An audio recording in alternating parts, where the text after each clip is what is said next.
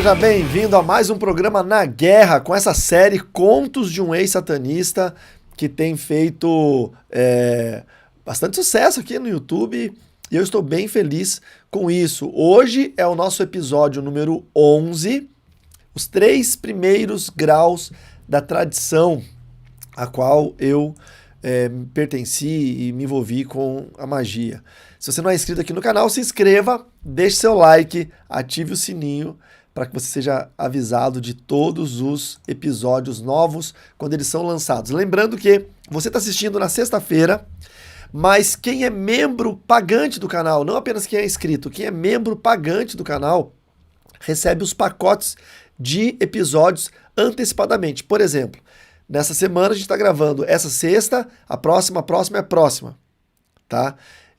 Você vai assistir, se você é inscrito aqui no canal, toda sexta-feira, gratuitamente, não tem problema nenhum, vai estar lá liberado para você toda sexta-feira, 21 horas. Mas para quem é membro do meu canal do YouTube, paga R$7 por mês ou 14 por mês, você assiste antecipado. Quando a gente grava um bloco de episódios, todos esses episódios já ficam liberados para você. Então, se você tem ansiedade, você pode fazer essa inscrição, se tornar membro do canal e receber esses vídeos antecipadamente. Além de outros vídeos que eu tenho colocado sempre aqui no canal, ok? Lembrando também que nós temos essa série Contos de um Ex-Satanista, é uma promoção de 10 anos dessa edição do livro Bruxaria. Lembrando que o livro Bruxaria foi lançado com esta capa, ao contrário, esta capa em 2003, não é? E depois, em 2015, a gente lançou com esta capa, totalmente reescrito. Então, são 10 anos dessa edição, agora em 2025.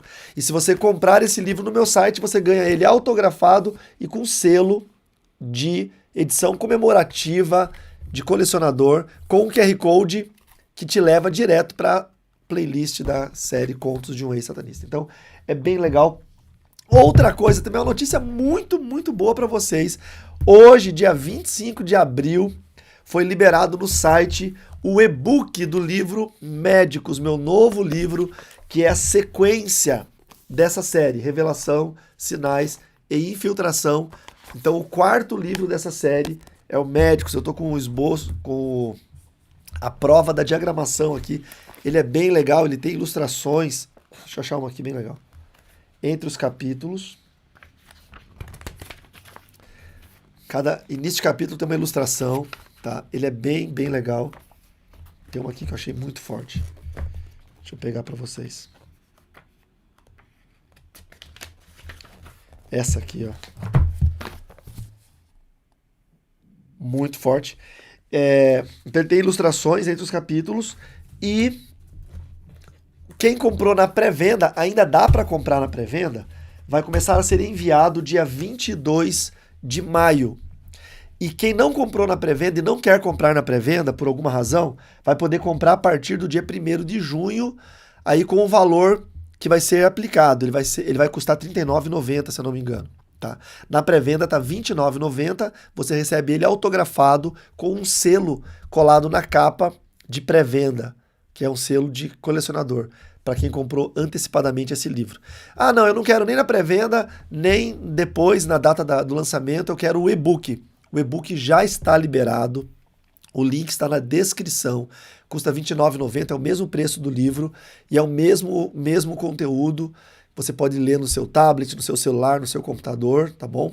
Então, se quiser comprar o e-book, já está liberado, porque já foi feito o registro de direito autoral e o registro na Biblioteca Nacional. Então, se a pessoa comprar, alguém de má fé comprar e piratear, a gente consegue rastrear, não é?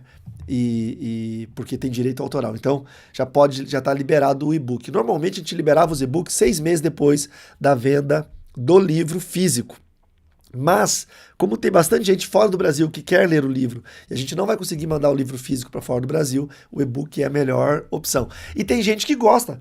Tem gente que tem lá no seu tablet, no seu iPad, vários e-books que eles gostam de ler. Na minha opinião, eu prefiro.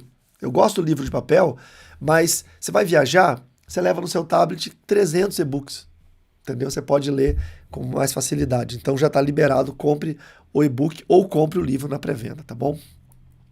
Esses são os recados. Vamos lá, hoje nós vamos falar especificamente sobre os 3 primeiros graus da tradição que eu servi. Mas antes disso, eu preciso fazer uma colocação do episódio 10, que eu falei da caminhada na mata, e teve um irmão que no Carlos Ribas Responde dessa semana, ele perguntou, mas no livro diz que você, o Luiz e a Cris foram andando juntos, meia horinha só, e no vídeo você falou que você ficou um trecho andando sozinho. Então, deixa eu explicar para vocês. O livro, ele tem 130 páginas, 134 páginas, tá? A história do livro Bruxaria em si tem umas 100 e poucas páginas. Então ele é bem condensado. As cenas do livro, elas são contadas em uma linha, 2 linhas. Exatamente o objetivo desta série é poder exemplificar mais coisas, contar mais detalhes que eu não contei no livro. Se eu pegasse o livro e lesse para vocês, aí não precisava, era só você ler o livro. Então eu estou contando fatos que não estão no livro.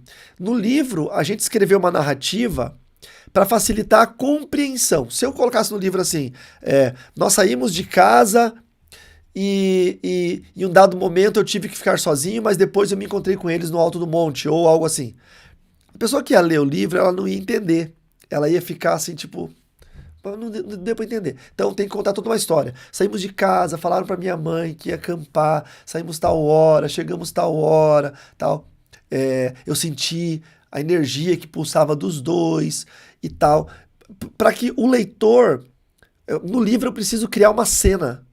Vocês entendem? Na mente do leitor. Se eu escrever só dados técnicos, não cria cena. Aqui não, aqui eu posso contar, por exemplo, poxa, eu fiquei com medo na hora que eu estava caminhando.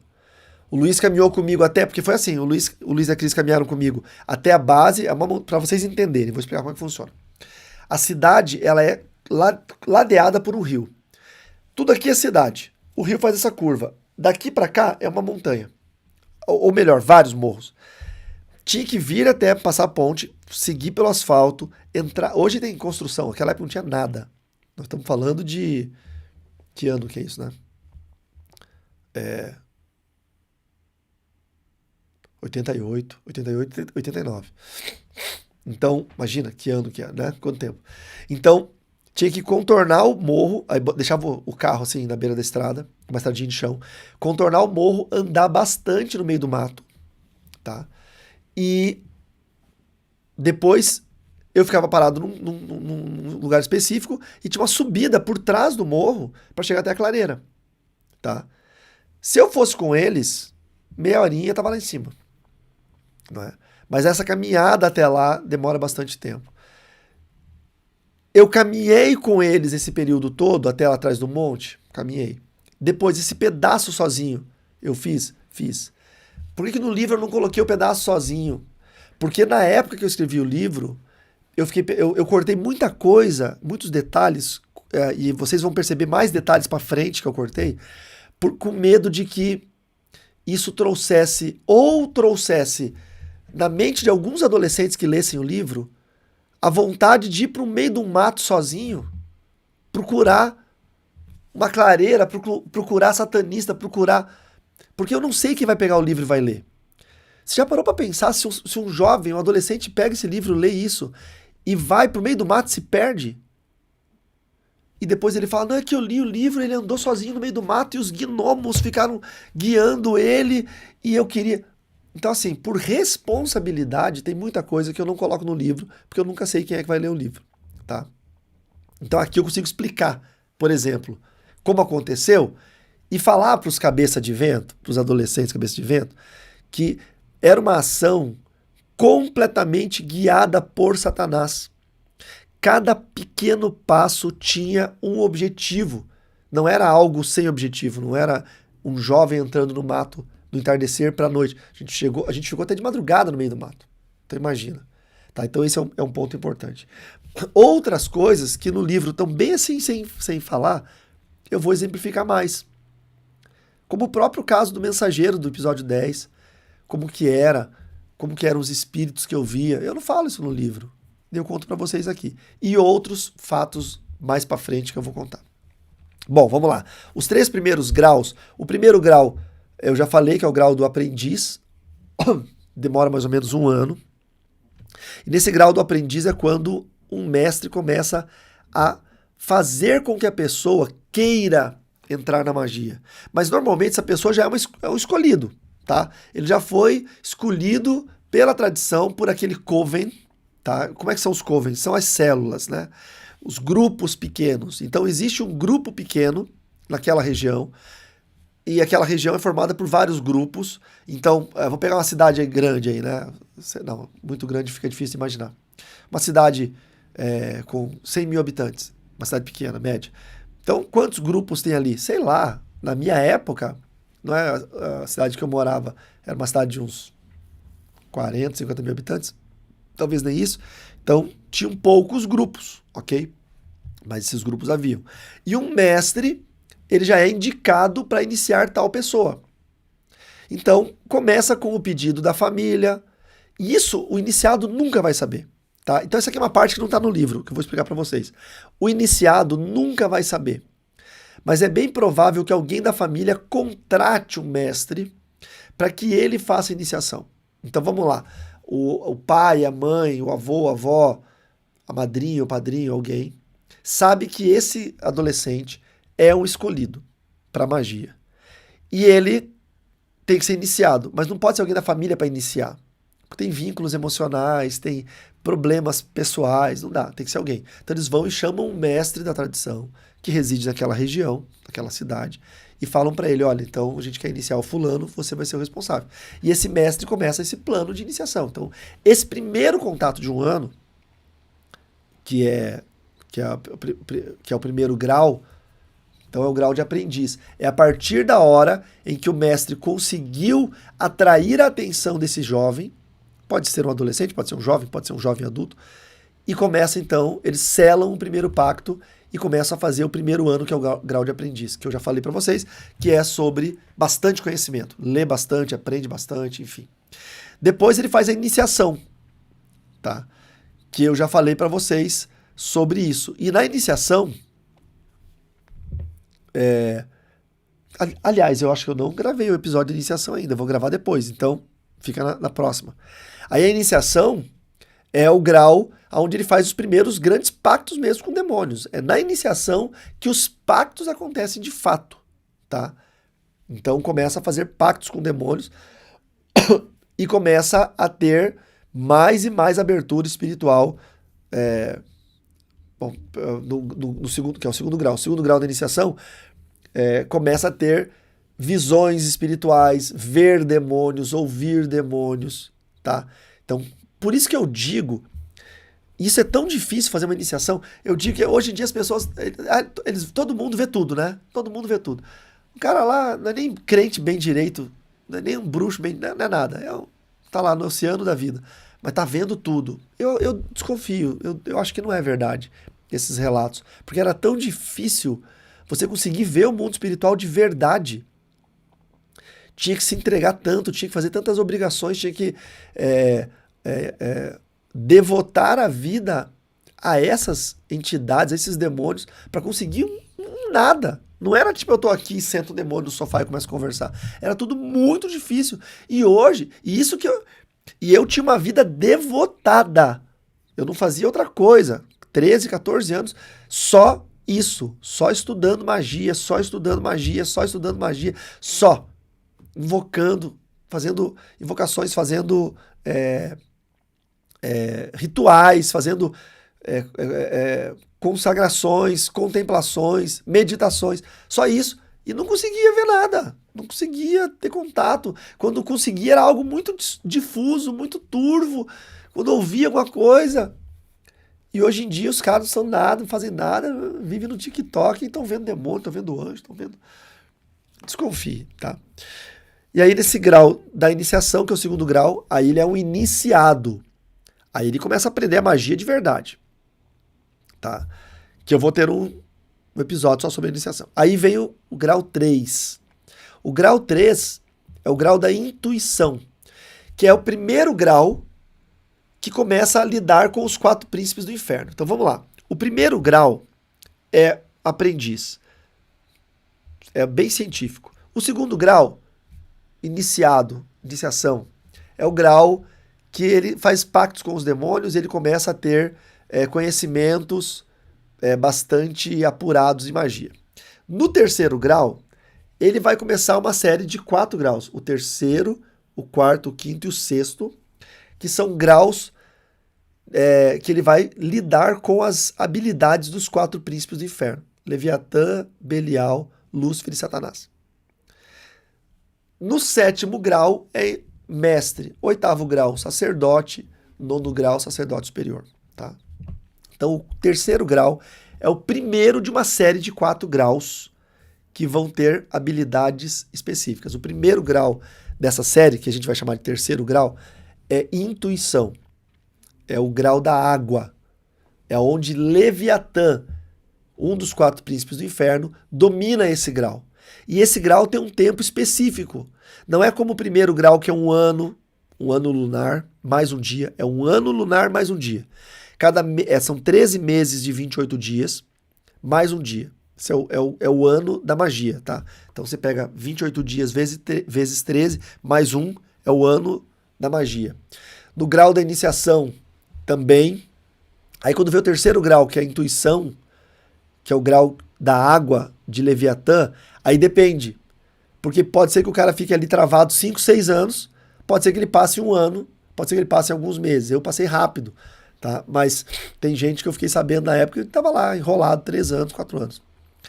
Nesse grau, nesse terceiro grau, a pessoa aprende a intuição. E é o grau, não vou dizer o mais importante dentro da magia, mas é o grau que a pessoa aprende tarô, leitura da mão, leitura de pensamento, dos que não são crentes. Eu sempre tenho que voltar a esse tema, porque sempre vai ter comentário aqui, mas você disse que o diabo não lê pensamento. O diabo não lê pensamento de crente, o diabo lê pensamento de ímpio, porque o ímpio tem a mente no diabo, então é implícito. Quiromancia, leitura da mão, tarô de Marsella, que é o francês, tarô egípcio, que são diferentes. Aprende sobre seitas, sobre sociedades, catolicismo negro, rosacrucianismo, aprende sobre a maçonaria, aprende sobre várias coisas, histórias fabulosas, de portais espirituais, aprende-se muita coisa, tá? Muita coisa. E principalmente sobre o domínio da intuição. A intuição está ligada diretamente à previsão do futuro e leitura da aura da pessoa. Leitura é como se fosse o discernimento de espírito. Tá? Então a pessoa começa nesse terceiro grau a adivinhar coisas, ler o futuro, porque os demônios eles fazem uma predição. Tá? O que é essa predição? São espíritos adivinhadores, né? Como dizem Efésios. Adivinhador está adivinhando. Ele está prevendo. Ele vê uma estrutura espiritual na vida da pessoa e com base a tudo que a humanidade já viveu até hoje, e pessoas com as mesmas características emocionais, psicológicas, temperamentais, comportamentais, o demônio faz uma previsão. Pô, esse cara aqui é parecido com mais 1000 pessoas que eu já vi iguais a ele, que tinham o mesmo jeito de pensar, o mesmo jeito de agir, que fizeram isso que ele está fazendo agora e deu certo ou deu errado. Então, pela previsão, o que ele está fazendo agora vai dar errado. E aí, ele dá essa informação pro aprendiz, na verdade já é iniciado, né? Está no terceiro grau. E ele fala, isso vai dar errado. Então, essas previsões do espiritismo, da Umbanda, sabe, essas consultas mediúnicas, essas leituras de tarô, sejam por cigano, sejam por qualquer outro líder religioso, enfim, normalmente estão ligados a esses espíritos que fazem previsões. Tá? Eles não estão acertando o futuro. Mas eu conheço um cara que foi batata, ele falou e deu certo. Às vezes acontece. Tá? Por quê? Porque se o demônio falar algo, veja bem, preste bem atenção nisso, sobre previsão do futuro. Se o demônio falar algo sobre o futuro de alguém, só que o futuro dessa pessoa está na mão desse demônio, Então ele vai fazer exatamente igual que ele falou, para que a previsão pareça uma leitura do futuro. Vou dar um exemplo. O pai, a mãe e o filho, eles servem a Satanás. Eles são da magia, eles são do espiritismo, eles são ateus, eles bebem, fumam, família que serve ao diabo. Aí eles vão lá numa leitura de mão, ou numa leitura de cartas, ou runas, ou búzios, ou qualquer outro método de leitura de sorte ou do futuro. E o demônio que está na pessoa que está lendo essa sorte, esse futuro, ele diz bem assim, ó, o menino vai sofrer um acidente, vai se quebrar inteiro, mas não vai morrer. Porque ele fala o nome da entidade, vou proteger o menino. Aí o pai e a mãe ficam desesperados e tal. Dá 2 meses, o menino sofre um acidente, se quebra inteiro e não morre. Nossa, ele previu o futuro e ele acertou literalmente. Mas claro, por quê? Porque foi esse mesmo demônio que previu o futuro, que foi lá daqui 2 meses e fez o carro capotar de uma forma que o menino não morresse. Então ele prevê o que ele vai fazer. É mais ou menos assim. Eu falo pra você assim, ó, você pode vir amanhã aqui nesse estúdio aqui, que não vai ter uma parede verde aqui atrás. Vocês sabem que isso aqui é um croma. Vai tá branco aqui. Aí você fala, nossa, ele tá prevendo que amanhã vai estar branco. Aí eu venho aqui e pinto de branco. Entendeu? É mais ou menos isso. É igual os profetas da igreja fazem. Eu já vi profeta falar, Deus está me revelando que você tem um câncer. A pessoa nunca fez exame, nunca fez teste, nunca fez nada. E ele já está tirando da sua vida. Pode fazer exame que não tem nada. Eu não tenho nada mesmo. Entendeu? Então é esse tipo de previsão. Quando o demônio acerta 100%, é porque ele foi responsável pelo futuro daquela pessoa. Então ele previu algo que ele fez no futuro. Tá? Pegaram aí a jogada da previsão de futuro? Então isso acontece, e aí a pessoa aprende na magia, isso na tradição que eu servi, no 3º grau da magia, que é o grau da intuição. Então tem muito estudo sobre previsão do futuro, sobre leitura de cartas, leitura de tarô, e eles ensinam a interpretar, não é? Através desses vários métodos, a interpretar qual que é a ordem das coisas, virou o arcano tal, virou não sei o quê, como que faz para ler tudo isso, e os demônios vão manipulando essas leituras, tá bom? Bom, depois do grau 3º, aí vem os outros 3 graus, que é o 4º, 5º e o 6º, que são água, água é o 3º, ar, terra e fogo, tá? Que eu vou falar no próximo episódio, no episódio 12, os próximos 3 graus da tradição, para você ir aprendendo e entender como eles são organizados e como eles são terríveis. Eu lembro que nessa época, quando eu cheguei no 3º grau, eu disse, não, isso é tudo que eu quero. Nossa, era tudo que eu queria. Por quê? Porque o meu anseio era buscar Deus, só que eu não sabia. Hoje eu sei. O meu anseio, eu sempre fui religioso, então o meu anseio era encontrar, através da religião, a transcendência, aquilo que é maior, aquilo que é inexplicável. Quando eu falo que eu fui religioso, hoje o termo religiosidade está queimado por essas igrejas pós-modernas, né? Religiosidade mata. Não, a religião, do latim religare, é o que nos religa a Deus. Então só existe uma religião, que é Jesus Cristo, porque ele é o único caminho, verdade e vida. Ninguém vai ao Pai senão por ele. Então a única religião é Jesus Cristo. O que as pessoas falam de forma errada, né, eles usam o termo errado, não é religiosidade, tá? O que é o problema da igreja? É legalismo, que é o cara que é cristão e fica apontando o dedo e ele faz pior. Isso é legalismo. É o cara que diz que se você não usar terno, você vai pro inferno. Se você não cortar o cabelo, vai pro inferno. Isso é legalismo. Isso não é religiosidade. As pessoas confundem os termos até por, não sei, problema de língua portuguesa mesmo. Então, assim, legalismo é complicado, tá? Eu não sou legalista, mas eu sou religioso. Na sociologia, nós somos os cristãos, como muçulmanos, como judeus, como budistas, são homo-religiosos. Ou seja, é aquele indivíduo social que devota sua vida a uma religião. Como eu, como cristão, entendo que a única religião verdadeira que salva é o cristianismo, então a única religião é através de Jesus, eu me considero sim religioso. Então, mas eu já era um religioso antes de conhecer a Cristo. Por quê? Porque eu esperava encontrar em Deus, ou na época eu não sabia que era Deus, eu achava que era o diabo, mas eu achava que o diabo era Deus. Você vê como que as escamas dos olhos, como que é complicado. O cara que tá na magia, ele não sabe que tá... Ah, o cara que entrou lá porque quis sabe, mas quem nasceu nisso não sabe que ele tá do lado mal, que ele tá servindo demônios. Ele acha que ele tá do lado certo. Ele acha que o crente é o fanático, que o crente é o que distorce tudo, que é o que tá errado. É como você vê comentários de católicos quando eles falam de evangélicos. Pior praga que tem é o protestantismo. Esses evangélicos. Onde é que tá Lutero na Bíblia? Olha a ideia. A Bíblia foi escrita até o primeiro século. Lutero é do século XVI. Como é que uma pessoa faz uma pergunta dessa? Onde é que tá Lutero na Bíblia? 16, 15 séculos depois. Mas é isso, por quê? Porque é ignorância. A ignorância leva a pessoa a fazer esse tipo de afirmação. Então, quando o cara tá na magia, quando ele nasce nisso, a maioria deles não sabe que tá fazendo mal.